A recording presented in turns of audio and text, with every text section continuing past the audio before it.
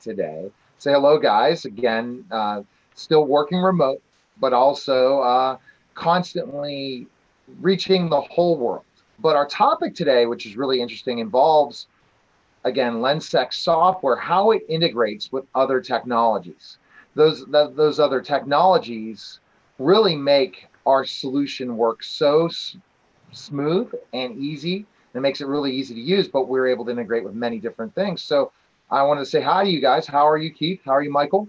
Yeah, we're doing well, doing great. Excited about today's topic. Absolutely. So let's kind of jump right in, Keith, and talk about how we integrate with access control and kind of define what access control is, because a lot of times people don't understand access control and then how it integrates with our software. Well, access control, we talk about it a lot. Our primary um, platform that we use at Lensec is a video management software, but we integrate with several different access control companies, which are third-party companies. We don't use our own access control software. We integrate with other companies out there like Galaxy Control Systems and BadgePass, and brand new to our system is DSX and RS2, and the list keeps growing and growing. As we get into the coming year, we're going to be adding more and more access control companies. So what is access control? A lot of people have heard of it, but they might not know exactly what it is.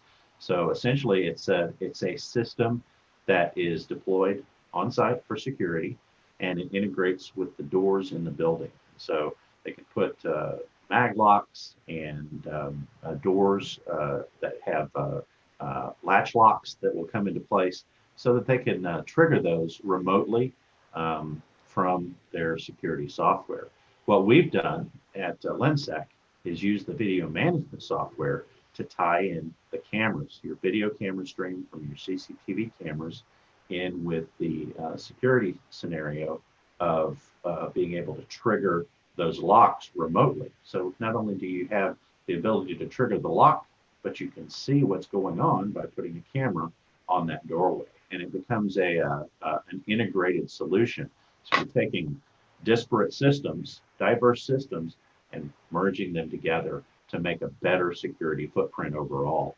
And the video management software becomes the platform for that in terms of day-to-day management.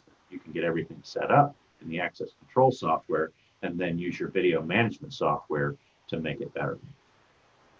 Yeah, and Keith, to just add to that, yeah, the way that that Perspective VMS or in Lensec do that is, we're not, we don't have our own access control solution that we're pushing as a solution. And the advantage to end user customers and integrators out there is, end user customers may have a fully functioning, working access control system, and they don't want to be forced to maybe spend money to have to replace that entire system just in order to get that. So we have integrations that are already in place, and we're constantly working with access control manufacturers to continue to grow that list. So if our end users have a particular platform that we currently don't integrate with, they just need to share that with us, and we will immediately start working on that integration. We're an agile development software company, so we can make that integration, at least on a transactional log process, happen very quickly. And then we will do the more advanced of being able to send commands to unlock locked doors directly from the video management software. There's a couple of things that our integrations team focuses on when they're bringing access control into the video management software. They focus on pulling events from the access control software. Number two, they focus on being able to do door control inside of the PVMS software. So we'll be able to lock, unlock, and pulse doors within the PVMS software. So that's the second piece of integration. The third priority that they focus on for access control is being able to stream video from Perspective VMS through to the access control software, so that if you're in that software, then you can pull up our video stream or access information that is stored within Perspective VMS. That's a much harder job to do, quite honestly. The first two are easier to accomplish, but it requires deep inner workings in the software development to make it happen, not only in the video management software, but also in the access control software.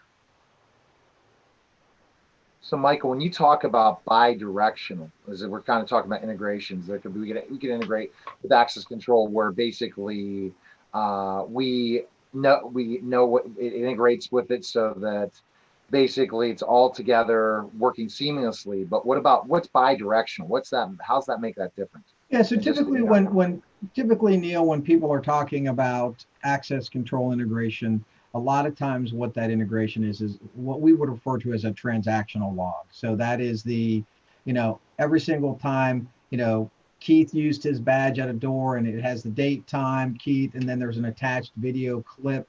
And so then I can filter on all of that information. So maybe I want to select, hey, every time Keith between this date and this date used his access at the front entrance to the office. And it'll filter those transactions in a log format, and you go through and click through them and you'll have the associated video. So when we talk about bidirectional, it's just, and that's also sending the commands back to the access control system directly from the VMS, the prospective VMS, in order to unlock, lock, pulse set doors. But it really entails that bidirectional is the last thing Keith previously mentioned. And that is also sending those video clips directly that have been in PVMS and they're housed in PVMS, sending those back into the access control platform. So if they're using if they happen to be in the access control software and they're looking at some transactional logs or items, that they're also being able to pull that video from prospective VMS back into their software. So that's really the main piece of that bidirectional, because we already know the commands to lock the doors because they're provided to us from the access control manufacturer, and we're sending that through to unlock those doors. Okay. All right. Now, another technology to talk about, which is pretty good, interesting, is RFID. Can you kind of explain that to me, Keith? Because a lot of this technology is new to me in a lot of ways. I'm learning all about our software for the last year and a half to close to 2 years. But when it comes to the other integrations, we keep always making new ones. So I have to always keep up to date with technology. Can you explain that? Well, you're familiar with RFID because if you go to the department store and buy a new suit jacket, for example, there's probably going to be one of those plastic strips on it with a radio frequency identification device attached to it. And so when you walk out through the door and they forget to take that thing off, the alarm goes off, right? So that's RFID. That's basically a small, tiny little device. It's smaller than this little adapter for my phone. I mean, it's so small and thin that it can fit inside of just about anything. And these things are really cool because they emit a small amount of radio frequency into the surrounding area. And when they put RFID into a building, whether it's a warehouse for loss prevention, or whether it's a store for retail merchandise, or whether it's a college that has RFID devices in their computers, so that those computers don't walk away from them. These devices are designed to emit a small frequency so that when they pass close by a reader, that reader that's built into the infrastructure can pick up that frequency and detect the location of the RFID item. And so these RFID antennas and little devices are put into all sorts of things: computers,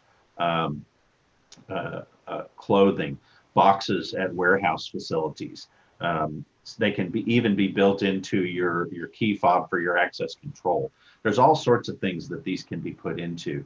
For example, we have a customer who actually installs these into weapons at their secure facilities, so that when they assign weapons, they know where they're going within the facility, and they can use a software to be able to map that location, map that facility, and see where their devices are and if they're leaving the property.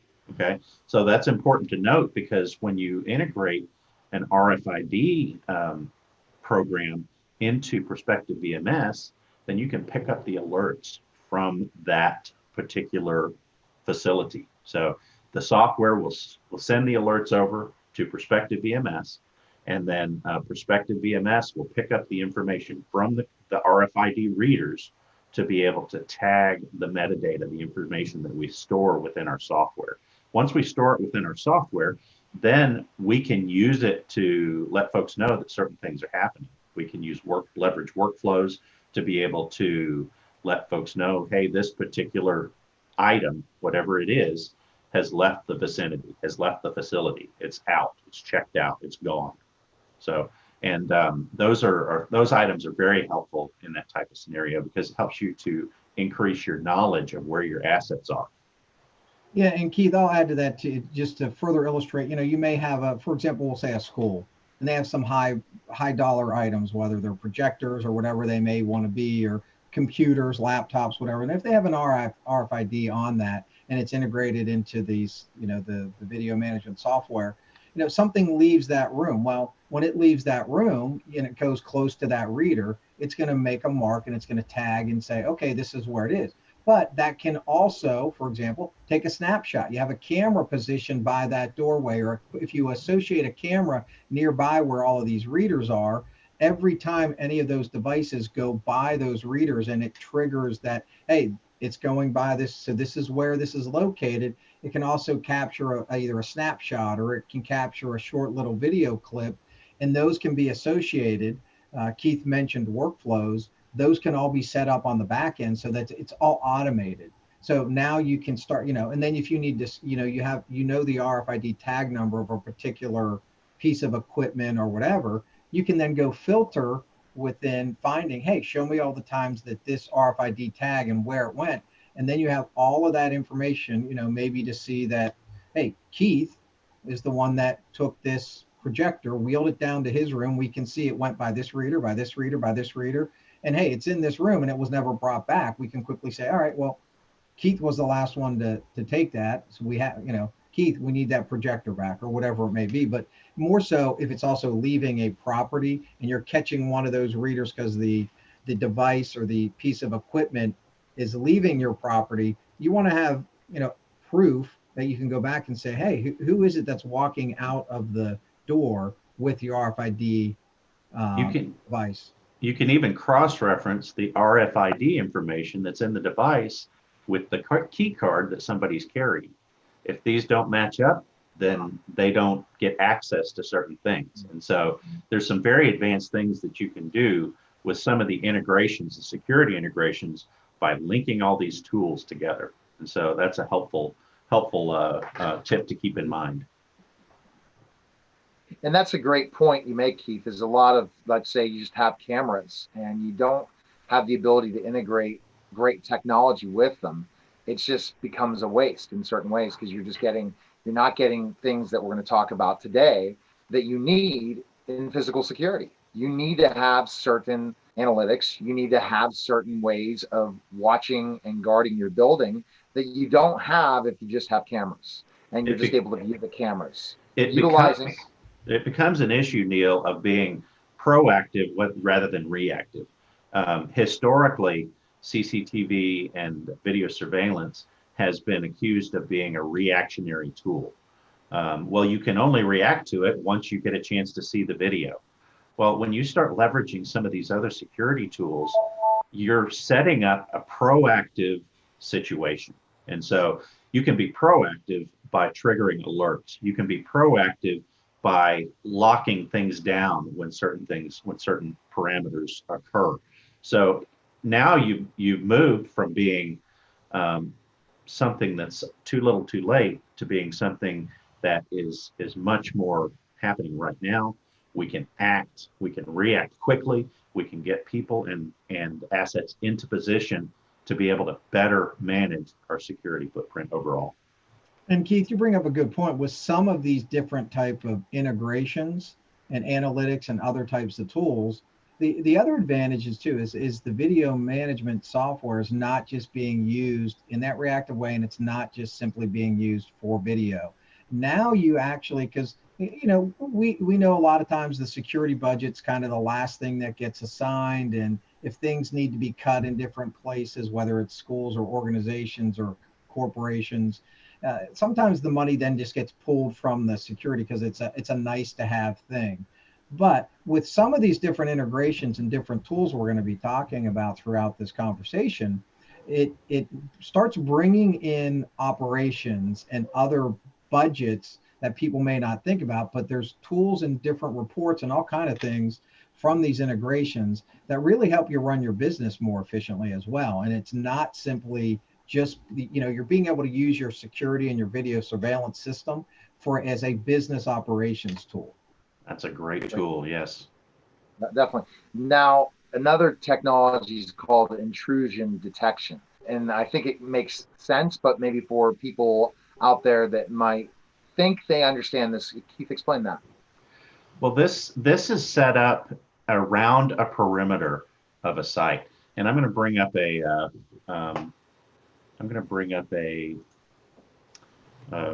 page here, and this will help kind of explain the security perimeter. And so let me start by adding this page here.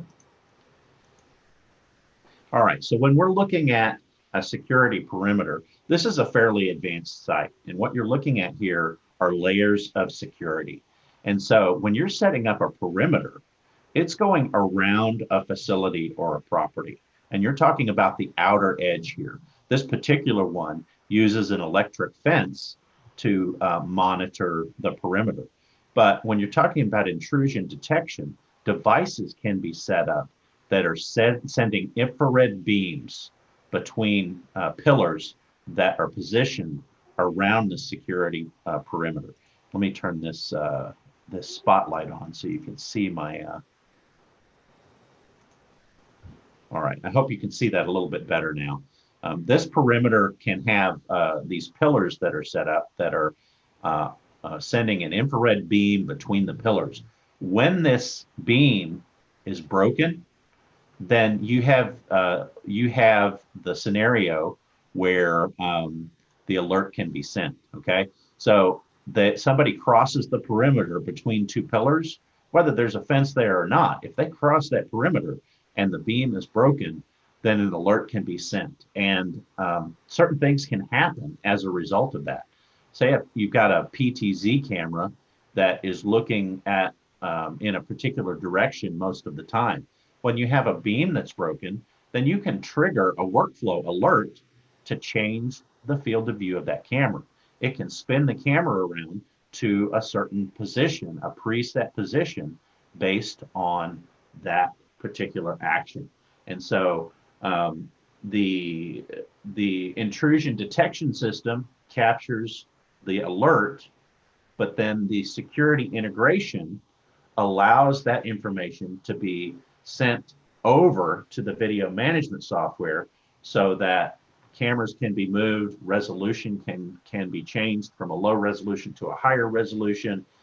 There's lots of things. You can tag an event, bookmark an event, so that you can go back and capture that information later. So these are helpful sort of things, and that's a good way to set up a scenario for an intrusion detection system. All right. Now, Michael, one thing we've been talking about since COVID-19 is involving, facial recognition in certain ways and looking at certain technology that integrates with facial recognition. Kind of describe what's happening with analytics with a video management software or surveillance software when regarding facial recognition. Yeah, well, Neil, so just for clarification, facial recognition versus facial detection. So two different things.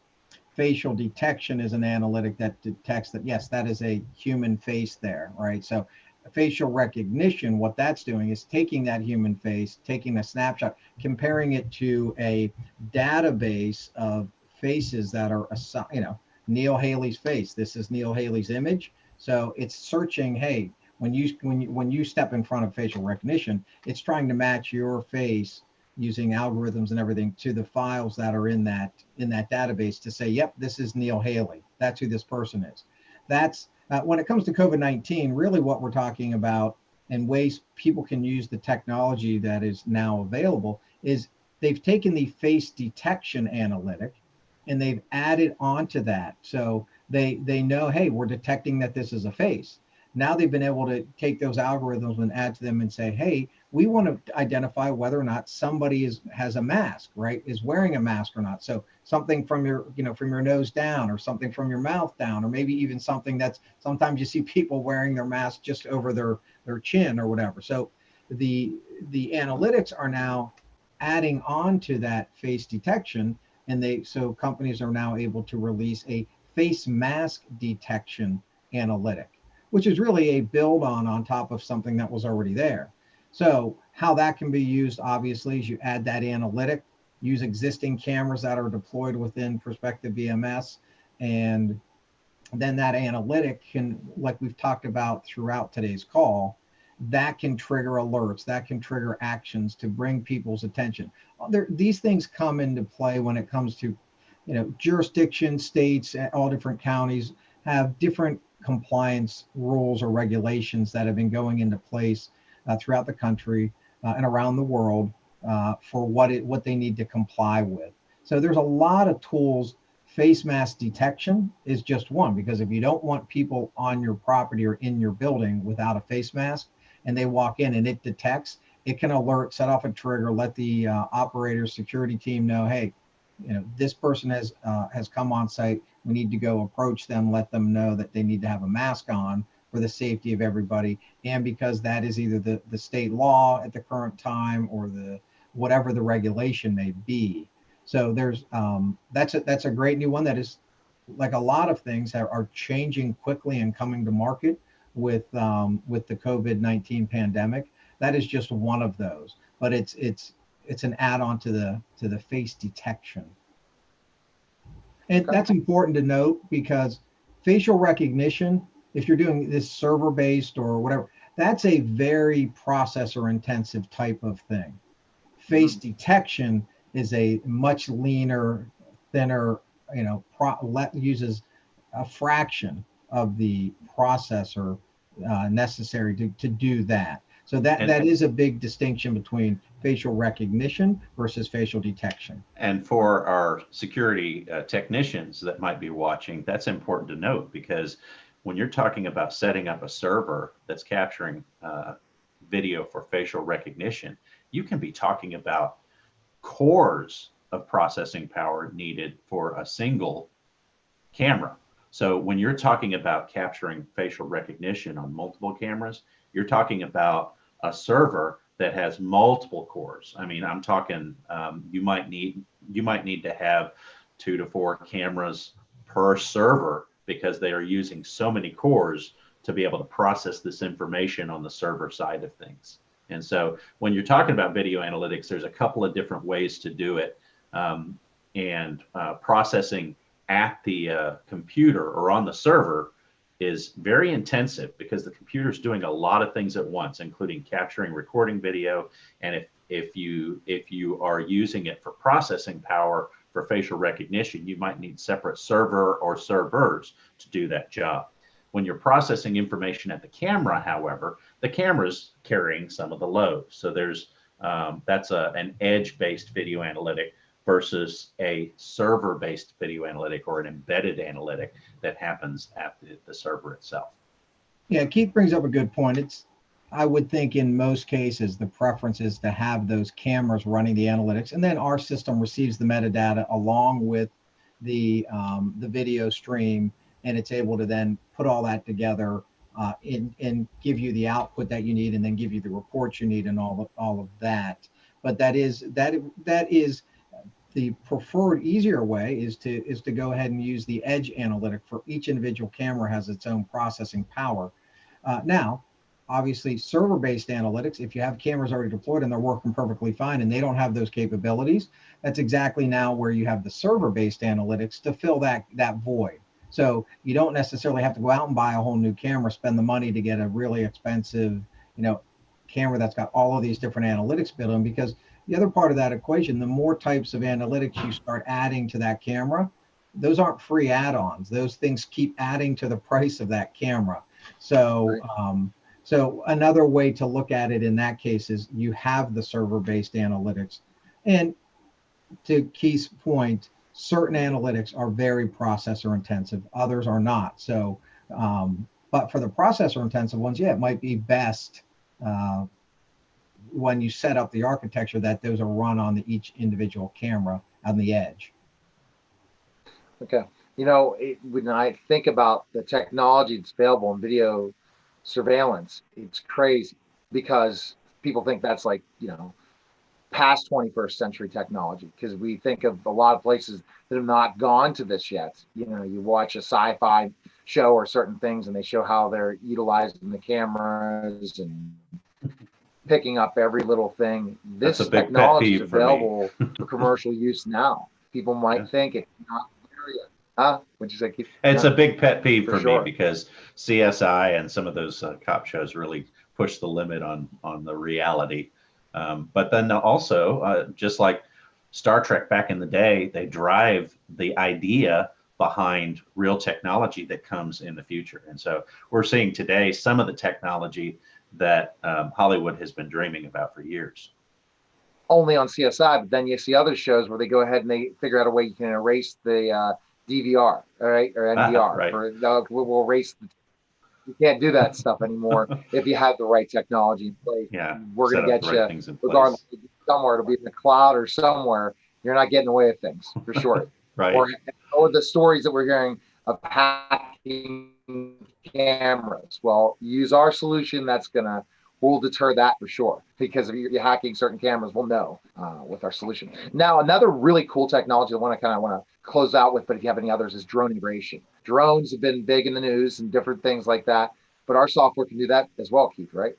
It can. And one thing I want to make sure we save a little bit of time for is automatic license plate recognition. But drone integration is helpful because this is something that a lot of people aren't doing, and it's a unique scenario. But there's a lot of drones flying out there these days, and people have been dreaming for years about how to bring the drone in under the security umbrella and how to be able to use what the drone can capture. And we've got some great guys, some sales engineers and technicians that have helped figure this out. And so they're using common off-the-shelf components and bringing together a solution that can leverage Perspective VMS to be able to capture video from a drone that's in action. They send a drone up flying over a region in the area. This is a military solution that can be leveraged for just about anyone who wants to put it together. And our technology and our sales engineers can help you do this. But what they're doing, they send the drone up flying. They're using a controller that can capture the video, live video that is connecting wirelessly to the drone. And then they are using a video output to feed that video feed into a rugged NVR that's built into a portable case with a bank of batteries. Okay, so they can take a Pelican case loaded with an NVR and batteries out on site where they're flying a drone, capture the video. They're not only capturing the video on the drone itself onto an SD card, but they're also capturing it here locally on their portable device. And this thing is loaded with batteries. It has a rugged NVR in it that's capturing the live video feed as it happens, so that when they take all of this equipment back to, and they might be flying multiple drones around an area. They take all this equipment back to base, upload the video into the Perspective VMS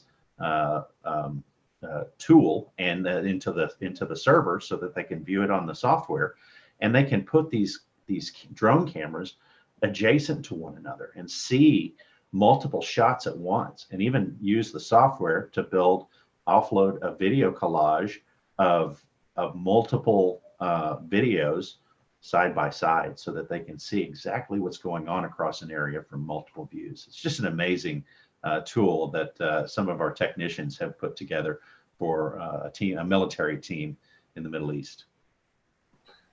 And that's what's interesting. People need to call us, right? Or email us today, Michael, if they want to learn more about what types of integrations we offer. Yeah, and I wanted to touch base a little bit more too, because it's very topical now related to some COVID, some analytics that people may or may not think about. Obviously, the face mask detection we spoke about earlier, but some of the other ones that, people counting. Some regulations, hey, you can, or occupancy rates, right? Some people say, hey, you can now, at least where I live in the county that I live, restaurants are allowed to be open for indoor and outdoor seating, but the indoor seating cannot exceed 50% occupancy. And then so there's analytics that can, you put what that occupancy is, or it uses a ratio of what the occupancy is within that, and it will alert when you are at that number or exceed that percentage. There's people counting, so you know how many people are in a certain area at a given time. That's another great analytics. Some things that people may not think about is, heat mapping, right? To kind of seeing where are all of the people going through an area, and what are the really hot areas. Well, maybe that's a way for you to now look at that operationally and say, can we do something maybe to kind of deter people or redirect people? So maybe spread them out some, so that the one area is not always getting, that you're not getting all of this congestion into one area. That's heat mapping for occupancy and traffic within an area, not necessarily fever detection or thermogenic cameras. Correct, Keith. That's something different. That's completely different. That leads us into, of course, then integrating with the new fever detection cameras, right? A lot of these camera companies have come out with a fever detecting, and it senses, it's reading what the temperature is, body temperature of a person. So there's that integration as well. That's another tool that can be used. So there are a lot of analytics and tools that are either going to be, you can have them either edge-based or server-based, that people can use to help them return to work, return to school in a safe manner, and help try to, the goal is to not have another uptick in cases with the pandemic. So these are all a layered approach, not one single one. A thermal camera that's taking a body temperature, yes, it's great to know, but studies have shown that you can go 5-6 days being a carrier before you show symptoms. So just to think this through, if you're an employee coming into work for 5-6 days in a row and you're green lighted because your temperature's fine and you feel fine, then on the 6th day you come in and your temperature's elevated, yeah, we're going to keep you out, but that doesn't mean you haven't caused harm by spreading already. That the thermal camera, I personally think is, my opinion on this is that it's more effective for visitors coming to your office who aren't your every single day employees, right? So that's just an example, but all of these pieces and parts have to be part of a completely layered security approach. When you're talking about COVID-19, you're still going to want your people to be wearing masks. You're still going to be wanting them to social distance. By the way, there's analytics that can see how far apart be measuring the distances between people, right? So there's all kind of other tools that people need to be thinking out of the box. They need to think of their video surveillance, software, their video management software, as more than just a way of recording video in case they need to go back and look at video. Yeah, it's just amazing the technology already being developed just because of COVID-19 and how to take temperatures, to detect masks. Wow, very interesting, but I think it's very important because it's very hard to monitor a business, especially with all these things. So many people that might have just gotten the very simplistic cameras and stuff like that. We are the security experts. Give us a call today and we can kind of really dive deeper into your business and see, well, what's going on and all that, because that's what we are here to help. Keith, you wanted to talk about before that we end involving license plate recognition. Explain that technology. Well, there's a lot of folks out there who are looking for a way to capture information, whether it's people coming into and out of a particular area, a parking lot, a security gate, let's say maybe a neighborhood, and they'll put up a camera to try to capture license plates. That's helpful. It captures information that maybe you can go back later and review, but there's an advanced video analytic that we can leverage from third-party technology partners that will capture the license plate information, and they'll automatically convert that license plate image. They'll capture the image.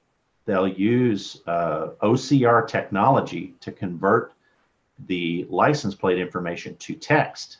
then it can be compared to a database. It can either be compared to a local database. Let's say it's a neighborhood association that has a database of their residents' license plates. They can compare the OCR captured text with their database. Or on a more advanced level, there's a national database that can be compared to, that can see what other things this car or these drivers have been related to. So when they capture that information, it's really cool. And we have integrated some of that automatic license plate technology into our software by working with these third-party technology vendors. We can pull the information from their software and use the database that they capture in their software and bring the information in so that it can be reportable in Perspective VMS. And that's really nice for those folks that are trying to quickly pull up a report to see who's moving through security gates, whether folks are secure or not. That information on a more advanced note can even be compared. A license plate capture can be compared with a database to allow a gate to open or not open, depending on the information that's captured. So it can be a very advanced technology when you start leveraging workflows. You can really start to imagine how you can really capture and improve your security at the perimeter when you start to use license plate recognition technology. Yeah, Keith, and I think that's you touched on something I was going to bring up, because we started with access control, right? Well, access control doesn't necessarily have to be limited to a person entering a building or a space. So using the license plate recognition, it checks that car. It says, yep, this is an approved car, can open that gate. Someone doesn't have to have a badge, doesn't have to open any doors, doesn't have to do anything. That processes automatically, and it does that. But then, that's great for communities and different places too. It's not, so the tool can be used in a myriad of examples, whether they're just opening doors in a neighborhood, a gated community, or if it's meant to, for security, because you have, let's say, a list that you're trying to find a particular vehicle. Maybe it's a stolen vehicle, so there's an alert out for looking for a certain vehicle. Well, you can go in there and you can add that vehicle into your database as a not approved car, right? And maybe it picks that up and it then can alert you, hey, this vehicle we just caught on our camera, we captured the license plate, here it is. And it can be a way to assist and find those types of instances as well. And all of these things can be a force multiplier. Instead of employing personnel to cover all of these different areas, you're now using technology to help be able to reduce the amount of personnel you need to get all of this vast amount of things done. And so it's a force multiplier to be able to have all of these different bases covered with a less amount of people monitoring it on the front end. And that's a great point, because it's a lot of times what will happen is people train for situations, security officers, security personnel, and they've trained, hey, when we get this forced entry alert or we get this alert, hey, my training tells me I'm supposed to do A, B, C, D, and E, right? Well, when that moment happens, even though the people have trained, it's never happened. How does each individual person react when that moment actually does occur? You may have fog brain, you may totally freeze. And by using all of these integrated technologies, if there's it's using the workflow technology, you have the trigger, and then what you end up having is, not the first 5-6 things on that list of what your procedures are supposed to be are all happening simultaneously right away, even if the operator is having that momentary frozen, what do I do, panic moment. But then once they come back around, all of that stuff's already happened. And now if they have to get up and actually go to the location to mitigate whatever that issue is, all of that other stuff's already happening in the background, right? So they can actually go to and address the issue head on. Wow. So, what we've learned today, as I have summarized this, is basically all the different types of technology that is able to integrate with Perspective VMS, and learning about how that technology works. And you guys are such experts. Keith and Michael have been able to explain in so many ways how that technology works with our software and what that technology does. So if you have questions or comments, please visit lensec.com. And if you want to catch up with our lives, you go to lensec.com/live, and also follow us on all different social media platforms. I appreciate you guys both stopping by today. Keith, do you have anything else to add before we say goodbye? No, I would say just make sure on the front end that either if you're an end user or if you're a security technician who's developing a design for a customer, you should pay close attention to the technology that's available. You don't have to use it all, but pick and choose the ones that you need very well. Make the recommendations that are required for the job, and be confident that you can come to Lensec, come to our sales engineers to help you develop a solid solution that is built on proof and concept. Awesome. Well, again, guys, thanks for stopping by. Really enjoyed this conversation. Very educational and Perspective VMS. Make sure you check us out as well. And I guys appreciate it. And it was another great What's Your Perspective Lensec Live session. And I appreciate you guys stopping by. Thanks, Neil. Thanks, Neil. Take care, guys.